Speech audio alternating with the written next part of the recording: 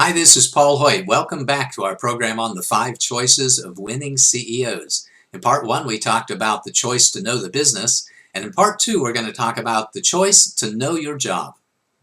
You know, generally speaking, the job that you have when you're a small business owner is not what you think. It really varies by the type of business that you have, the stage of business that you are in, and the scale of the business that you want to create. I oftentimes see business owners jump in and they think that the job is going to be what they really love to do.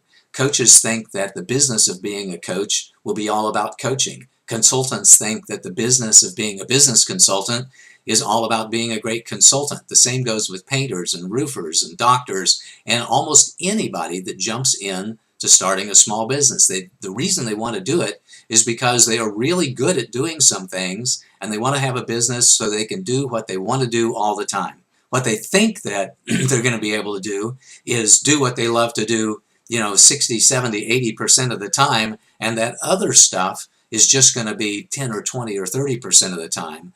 But in reality, what they really love to do is only 30 or 40% of the job. The rest of the job is all that other stuff. And all that other stuff is very rich in its complexity and its variety. I wrote a book in 2004 called The Foundation Factor, where I introduced the concept of having key performance areas in your business. That came from my years of experience working in corporate America, where I realized that there was a vice president of manufacturing, and a vice president of sales and marketing, and a vice president of human resources, and a vice president of customer service, etc. And so it is true in small businesses. In small businesses, you have different functional areas, different departments, what I call key performance areas. And the reason I call them key performance areas is, of course, because it's very important for you to perform well in every single area of business. And I define 7 of them: leadership, marketing, sales, product management, product development rather, operations and administration, financial management, and customer service or delivery. And in each one of these key performance areas, there are different skill sets required, different mindsets required, and different success principles. In my book, The Foundation Factor, we outlined all of the best practices in all of these key performance areas. And in my most recent information product, Beyond Business Survival, we outline the business success principles in each one of these key performance areas of business. The reason we do that is because your business is a lot like a chain. If you have a weak link in your chain, it's just not going to work very well. Your business will suffer. Your business could even fail if you have a critical lack of competency in one or more of those key performance areas. And what your job is varies according to the business complexity profile. So what you need to know about each one of those key performance areas is a lot different from if you're selling roses by the street corner or you're having a software startup. The job varies tremendously based upon the complexity of the business and the business that you have chosen. The job also varies based upon the stage of business that you have. One of the ways of looking at your stages of business is according to the product that you're bringing out.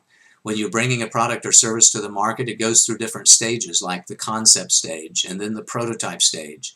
And then you start to produce your product or service and deliver it to your clients, and that's a low volume stage. And then as you begin to develop significant market traction, you might take it into more high volume production and then to mass scale, which is typically repeating high volume service lines or product lines.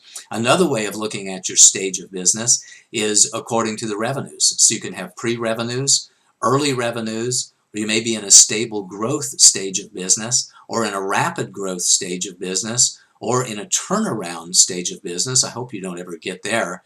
And finally, you may be in an exit stage of business. So the stage of business will determine what your job is a tremendous amount as well, as does the scale of business. As you can imagine, if you're having a business with only $50,000 to $250,000 in revenue, which is typically a micro business, that's a lot different than having a business that has $1 million in revenue or $10 million in revenue or up to $100 million in revenue. And your job as a business owner varies a lot if you're going to have a startup that you think has the potential of more than $100 million in business. This is really, really important to you, because if you know what the job is, based upon the complexity of the business that you have, based upon the stage of the business that you are in, based upon the scale of the business that you intend to create, you can adequately plan and prepare. You can conserve a lot of time and money, and you're far less likely to get overwhelmed if you know what the job is. If you don't know what the job is, then you will struggle a lot while you are trying to learn what it is that you really need to do. So that's advice number one. Know the job. Work in the business. Again, as we talked about within the first choice, which is to know the business, the advice is true here in the second choice as well. When it comes to choosing to know the job, one of the choices that you can make is to work in the business for a while and to talk to at least 3 business owners out there who are in the business so they can tell you what they are doing on a day-to-day basis. And get support as well. Get support as understanding your job at this stage of the business and at this scale of the business from a small business consultant. So that is choice number 2, to know the job. In the next section, we'll talk about choice number 3, which is to get support.